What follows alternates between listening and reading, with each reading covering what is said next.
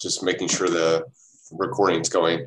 Welcome to the First District Court of Appeals. Our first case today is State versus Peel. Mr. Ernst, how much time would you like for rebuttal this morning? 5 minutes, please, Your Honor. Sure, I will keep your time. You may proceed when you're ready. Thank you, Your Honor. May it please the court. Ms. Daniel. First, with the facts of the case on this one, Justin Peel was my client, the appellant, and he was working as a security guard in an apartment complex, and he put a sticker on a window of a car that wasn't displaying a handicap placard, but was in a handicap spot. There was no real effect to this as far as a law or a citation. It was just from the apartment complex security office. That angered there were 5 residents. That's why this started off with 5 charges of aggravated menacing. And it did anger them, as you'll see from the video, which I hope made it to the court's docket. We had to resubmit that the other day. And so they started talking to him. They were mad that the sticker looked like it wouldn't come off. They did have a placard, but weren't displaying it. So this all started out of a very minor event. And then he pulled a gun on them, right? Right. And the reason why he pulled the gun, and this never would have come out in testimony, but for the video, is one of the gentlemen, I believe the only gentleman in the video, said something about, "I'm going to go inside and get my gun." And then when Mr. Peel heard that, it's when he pulled his gun. And he pulled his gun. Well, I mean, I guess I don't know. You know, he could have walked away, and instead he escalated the situation, and so he got off of the menacing charges, but then was convicted of disorderly conduct. And your argument, I take it, is that is not a lesser included offense. Yes, sir. And to me, what it comes down to is, with aggravated menacing, he was obviously found not guilty of that in order to be found guilty of the lesser included. And the disorderly conduct under A1, which is the section that the judge specifically said he was finding him guilty of, no person shall recklessly cause inconvenience, annoyance, or alarm to another by doing any of the following, which is engaging in fighting and threatening harm to persons or property, or in violent or turbulent behavior. And my argument is he, like I said, he obviously didn't commit the more serious offense, but on this offense, he was acting in self-defense from the statement. And you're right, he pulled the gun, and your statement about, as I was watching the video, I thought maybe he should have just left. He did back away. He reholstered the weapon at some point. He ordered them away from him. And what it comes down to for me is he was defending himself. He wasn't threatening harm.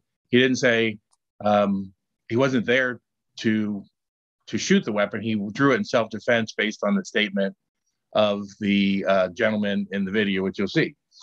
And if you also watch the video, even though he ordered them to go back in the home or back in the apartment, they didn't really listen.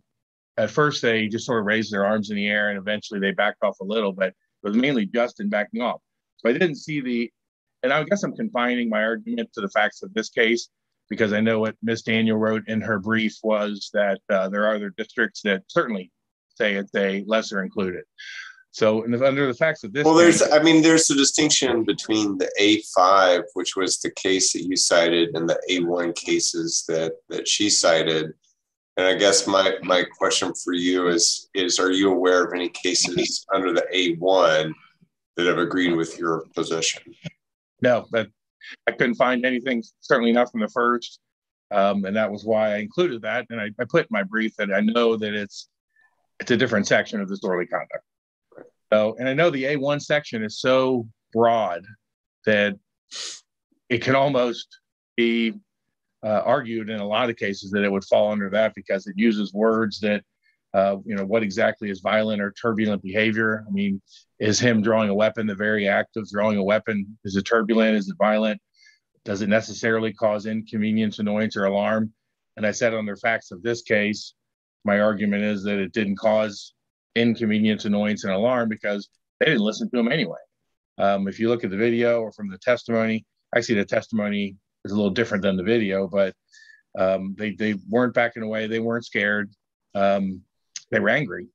And I just don't think under the specific facts of this case that it would be a lesser included. That's more of a manifest weight argument, right? I mean, that your assignment of error is simply whether disorderly conduct is a lesser included. And it seems like now you're asking us to weigh the evidence. Well, correct. I was trying to apply the facts of this specific case to whether or not it's a lesser included. I see what you mean, and that argument, it wasn't raised in appeal, and obviously we argued at trial that there wasn't enough evidence to prove beyond a reasonable doubt. But I'm not meaning to make that argument, but it sounds like I'm not making that argument. So I'm trying to confine it to the facts of this case. And if there are no further questions, I don't have anything else. Okay. Thank you, Mr. Ernst. You'll have the rest of your time for a rebuttal. Ms. Daniel. May it please the court, Amber Daniel for the City of Cincinnati. Mr. Ernst.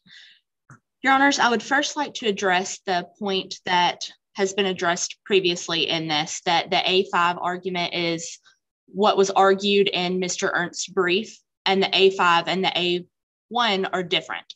So the A5 in Mr. Ernst's brief, the reason behind State v. Lampa as to why the A5 is not a lesser included is because all of the elements are not present. But we argue that all of the elements in this case are met, or in this statute are met within this case. So Ms. Daniel, the two cases that you rely on are from I think the 1990s.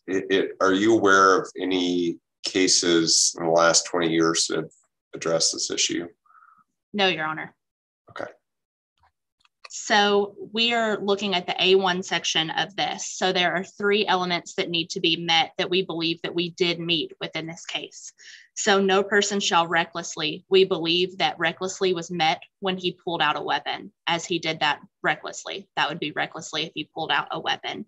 We believe that this did cause alarm because there was testimony that they were placed in fear, and you can't have fear without having alarm. We also believe that he did act in turbulent behavior. The turbulent behavior would be pulling out of the weapon. With turbulent behavior and the pulling out of the weapon, if you pull out a weapon, you are looking for conflict, and pulling out a weapon is not controlled, which would make this turbulent.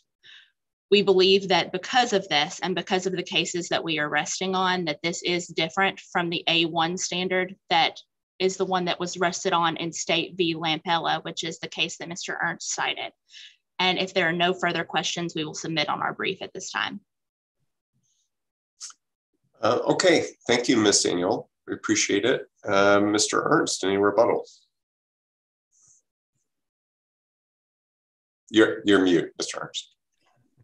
And what I just said there before when I was muted was so brilliant. Now it's gone. So I apologize. That happens. The only thing with Ms. Daniel's argument, when she said the reckless element, that is an element of disorderly conduct where knowledge is the mental state with the greater charge. And I just think when you pull a weapon in self-defense, I didn't see anything reckless or turbulent about it. And Your Honor, what you pointed out initially with he could have backed away, absolutely. It's just those aren't the facts here. I thought the same thing when I first saw the video, that he probably could have handled it better. I think the judge in the lower courts mentioned that certainly there was a better way to handle the situation, but I just think when you pull a weapon in self-defense, there's nothing reckless or turbulent about it. I'll submit on that, Your Honor. Okay, thank you both for your arguments this morning. The case will be submitted. We'll get out a timely written decision, and hope you both have a great day. Thank you.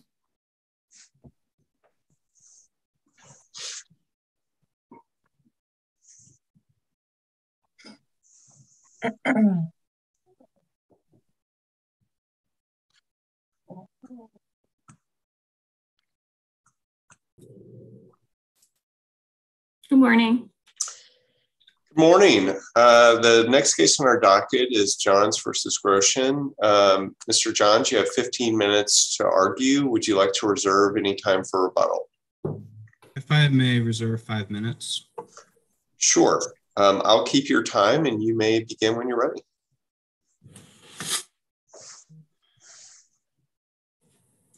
Good morning, Your Honors. If it may please the court, you are such an important part of my life, and I will cherish all our memories together.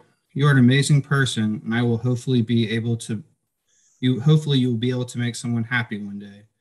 You know where to find me if it gets to the point you can't deal. These are words conveyed by the appellee to the appellant just days prior to filing a protection order. At the essence of this case is about the standard in which a petitioner is required to prove that a defendant knowingly acted in a manner to cause harm. This standard was not met here.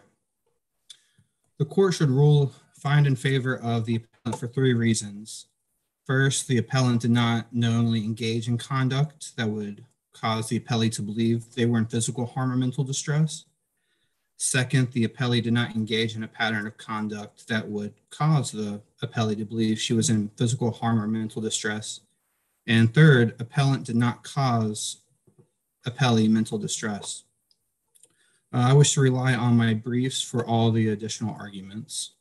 Well, Mr. Jones, what about the failure to object to the magistrate's decision?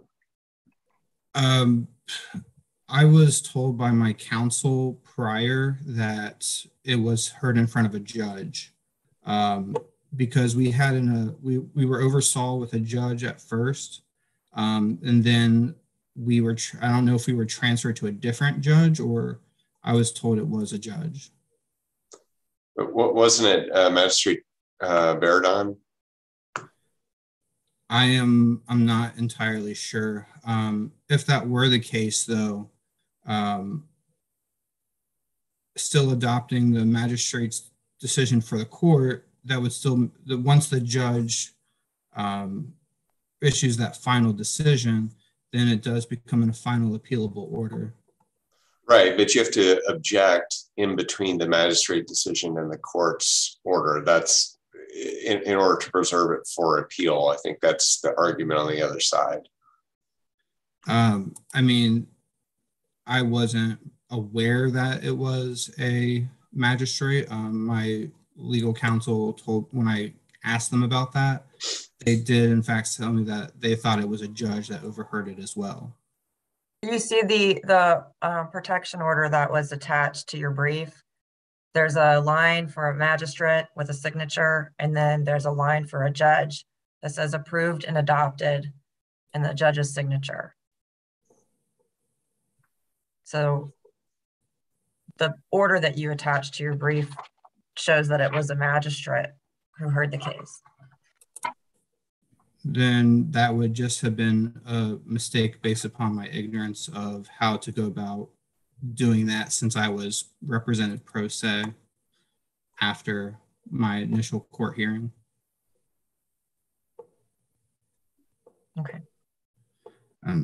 For a protective order to be issued under the criminal procedure of menacing by stalking, the Ohio legislature prescribed the second highest level of intention and knowledge of a wrongdoing, as opposed to just an action or conduct of the accused. The petitioner has to establish a pattern of behavior, but also that the defendant knowingly acted in a way to cause physical harm or mental distress.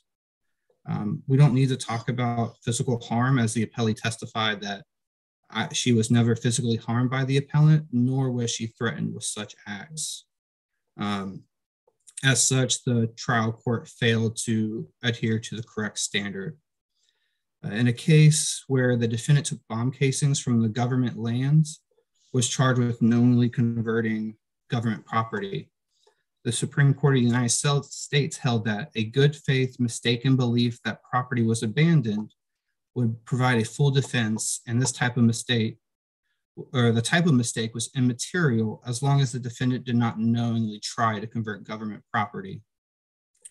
That is a Mr. Jones, I guess like reading the text and the testimony, you seem to perceive it all in a light most favorable to you.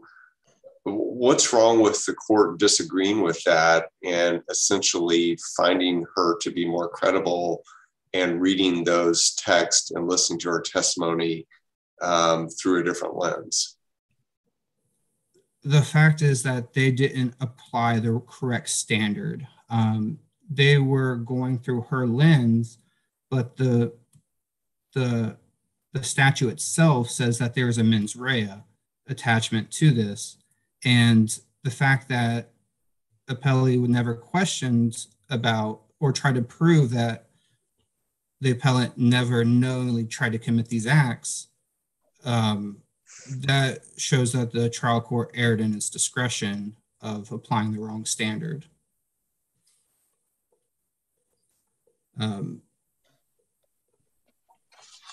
The direct correlation between the outcome of this case and the case at hand is there's a direct correlation between the outcome of this case and the case at hand.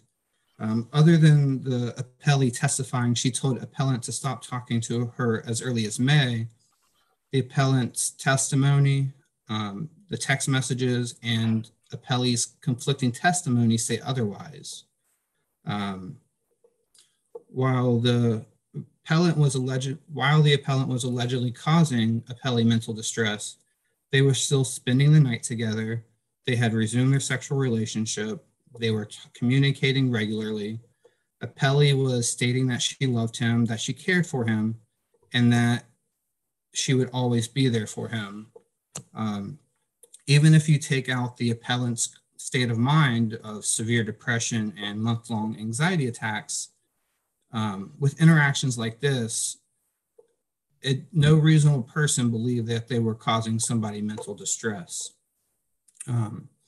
This notion is furthered by the fact that in March and most of April, the appellee was sending appellant the exact same type of text messages stating that she no longer needed to have a child, she did not need her friends, and that all she wanted was to be with him. When questioned about his intentions, the appellant said that he did not knowingly cause her emotional harm. Other than mere conjecture, appellee presented no evidence to show that appellant had knowingly performed these actions to cause her mental distress. The second argument is that appellant knowingly showed that even if the appellee could have shown that the appellant acted knowingly, there was no pattern of conduct to show that she believed that she was in physical harm or mental distress. Appellee alleged 3 different types: damage to her then boyfriend's car, damage to her vehicle, and threatening her. No evidence was provided to substantiate the damage to the vehicles. There were no authenticated police reports, nor was there any evidence to show appellant was the perpetrator. Well, but I mean, like, what's wrong with the court concluding that that the damage was part of the threatening conduct when taking into consideration the entirety of the testimony and the exhibits? Even if there was damage, there was nothing to substantiate or prove that it occurred other than her being there, other than her testimony. In addition to that, appellant had his father testifying, stating on the record that during one of these incidences, he was with his son the entire night from 8 p.m. until the next morning when he left for work. Even if the court found her credible, this is still the appellant stating that he did not do it, and eyewitness testimony saying that he was not in that area, nor did he do that action. Appellee contends that appellant threatened her on three occasions. When he said that if he was to do anything, he would punch that other person in the face, a voicemail that said he hoped she caught on fire, and said that he would show up and cause a scene. These type of statements are not threats. The only potential threat would be an uncomfortable situation in which infidelity was brought to light. To be guilty of menacing, an offender must threaten the hearer of the threat or a member of the hearer's family. Even under the most liberal readings of the alleged threat, these would not qualify as they were not against the appellee, nor were they against her immediate family. Mr. Johns, you're at your time if you'd like to reserve 5 minutes for rebuttal. Yes. Or no, may I continue? Just, I will waive my rebuttal. You can. It'll just eat into your rebuttal. It's your choice. That's fine.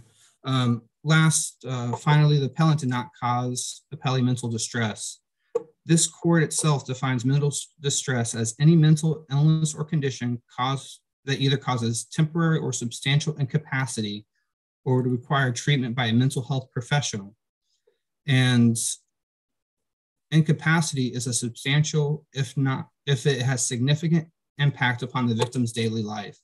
The appellee presented no evidence whatsoever to support a finding of mental distress. In one case, a family changed their normal routine. Wife sought counseling after being verbally accosted with threat and murder, being accosted and threatened with murder and physical harm. Here, none of that exists. The appellee did not change her normal routine. She did not miss work. She still went out. She still continued to walk her dog alone in Cincinnati. She did not seek counseling, nor did she say that she needed it. She did not face any substantial incapacity and therefore would not meet the court's definition of mental distress. The issuance of a civil protection order were not enacted to alleviate uncomfortable situations, but to prevent this type of persistent and threatening harassment that leaves the victim in constant fear of danger. Even after all these allegations, appellee still contacted appellant unprompted July 8th, 2020. I will concede my time, reserve the rest for rebuttal. Okay, thank you, Mr. Johns. Ms. Feldkamp, you have 15 minutes. Good morning, Your Honors. May it please the court. Jordan Feldkamp on behalf of the appellee, Amanda Groshan.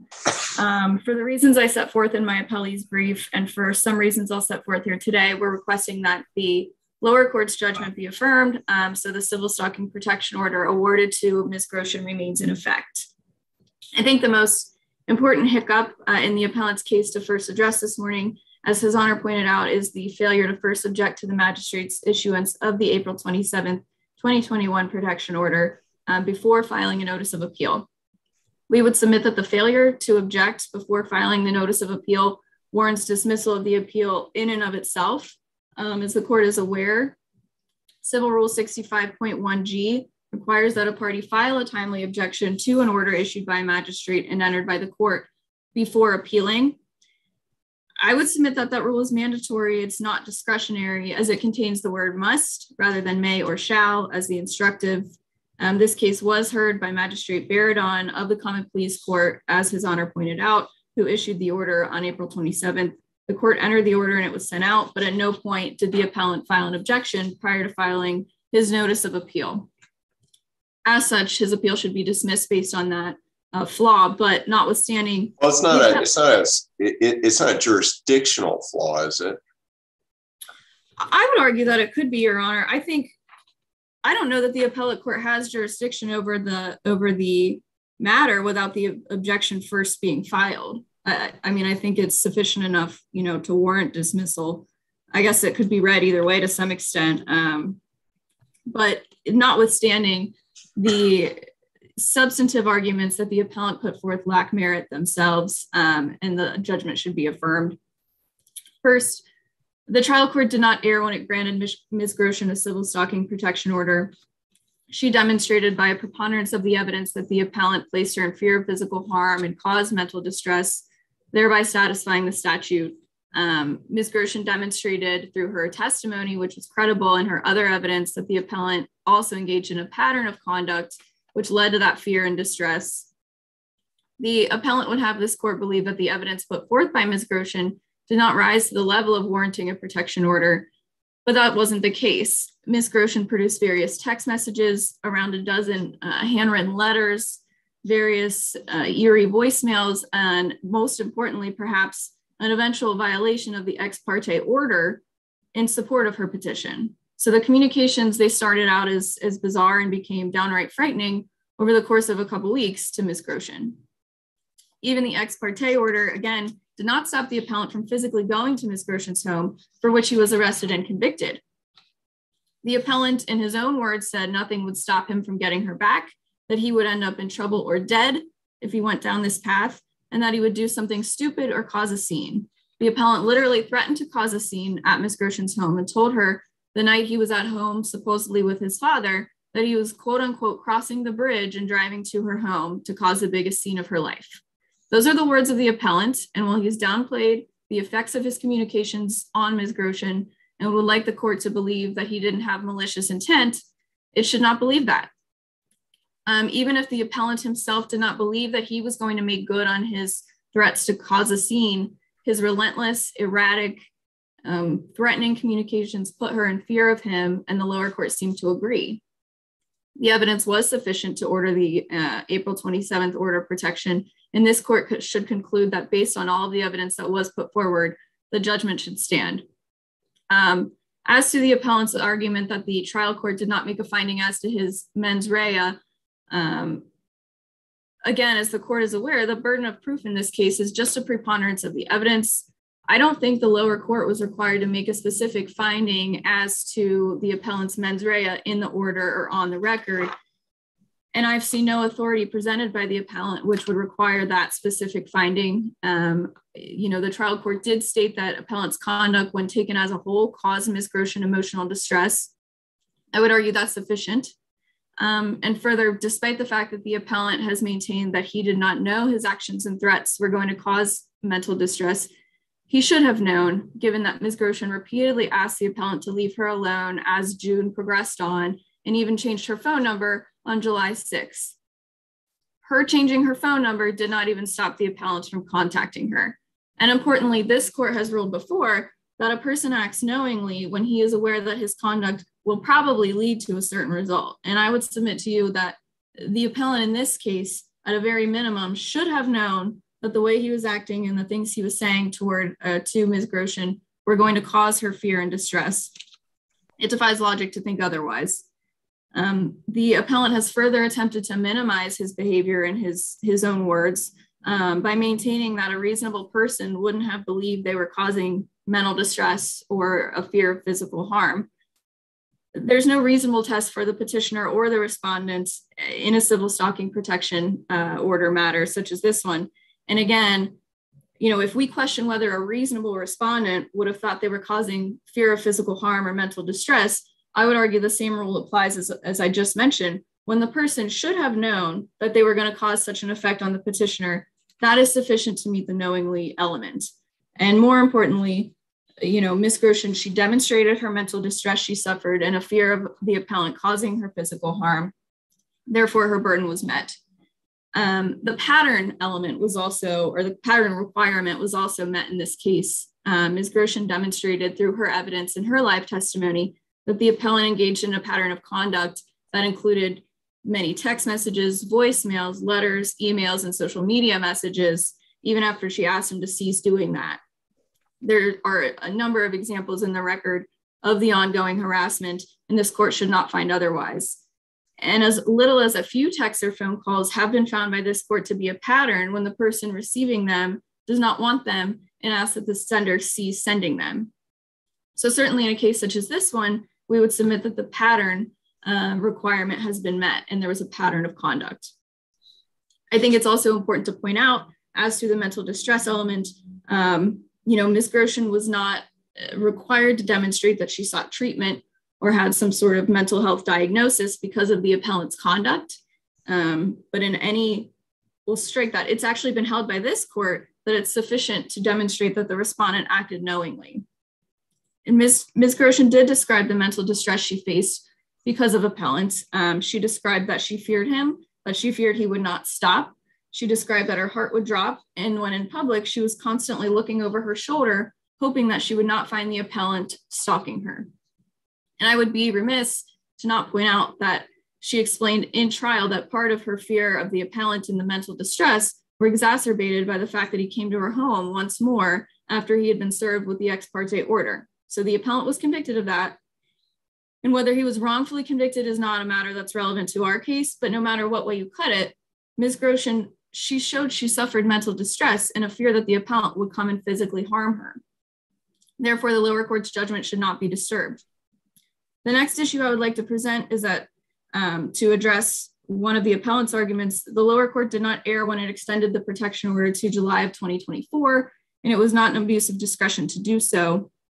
The argument regarding the extension of the ex parte order, it's tone deaf and it's meritless. This appellant would have the court sympathize with him and believe that he is the one, who's inconvenienced by this case. But we would argue that the need for a victim of stalking to feel protected far outweighs the need for a respondent to be able to go to social events where the victim may be. The appellant's comparison to a restriction in Coleman versus Rossetti, where the respondent was barred from posting about the petitioner on the internet, is extremely misguided. In that case, what you had was an overbroad restriction of a person's right to post online. That's not the case here. You have a woman who was, in her words, stalked incessantly by the appellant, and the need to keep him physically from her is clear here, even if it means he must take a different path to go for a jog or go to a different, social event nearby. Most importantly, again, Ms. Groshan demonstrated this need when she described seeing the appellant on her property after the issuance and after he was served with the ex parte order of protection. I submit it would be heavily against public policy to empathize with respondents such as the one in this case, who may be slightly inconvenienced by an order of protection, but whose frightening conduct warrants one for years to come. In all, Your Honors, I would argue that this appeal should be dismissed due to the fact that the appellant did not first file an objection as he was required to under 65.1G of the Ohio Rules of Civil Procedure. But furthermore, I think it's extremely evident that my client met her burden of proof here. She demonstrated by a preponderance of the evidence that she was in fear of the appellant and had suffered mental distress as a result of his pattern of conduct. And I would argue that the knowingly element was met because he should have known what was going to happen here. The trial court below properly weighed the evidence before it and seemed to agree. The judgment should be affirmed, so Ms. Groshan is protected for years to come. Thank you, Your Honors. Thank you, Ms. Feldkamp. Mr. Johns, you have 3 minutes for rebuttal.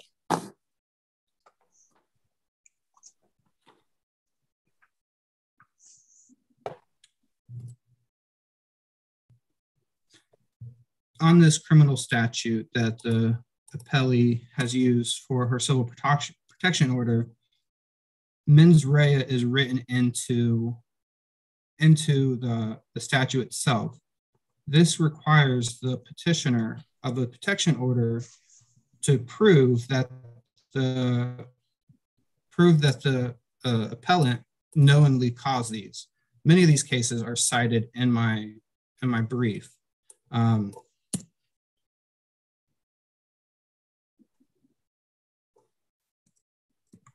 The reason why a protection order should be extended is to prevent any further harm.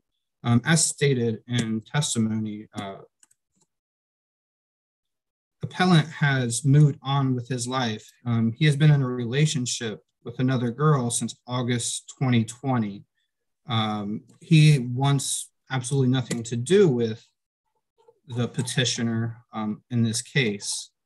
Then what's the problem? How does that impact you? Well, right now I am unable to take the bar exam because of this pending litigation.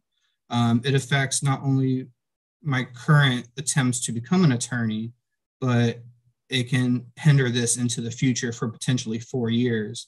As this has been noted by the bar committee twice, that while this is pending, it's most likely I cannot sit for the bar. Were you convicted? You were actually convicted of violating the ex parte order? I was. It was unfounded though. They had one video that I'm not asking about the evidence. I'm just asking if there's a conviction on your record for the violation of the ex parte order. Yes, it's in appeals right now as well. Sorry, I just deleted all my stuff.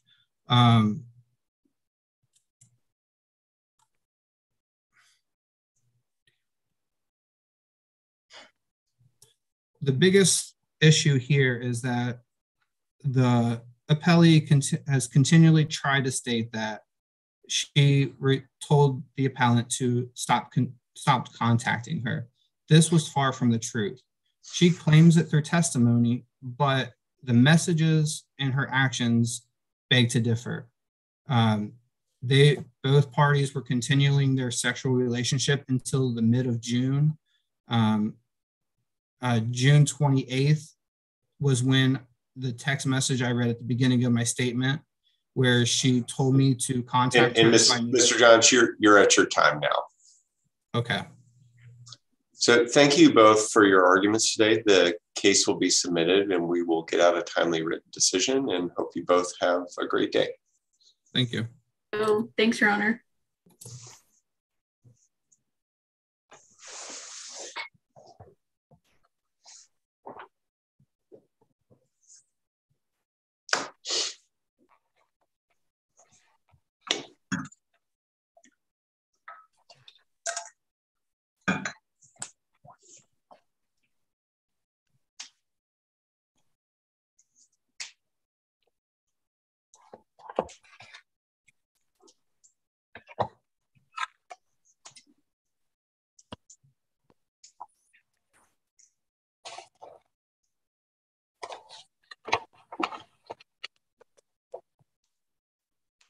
I'll pause the stream while we see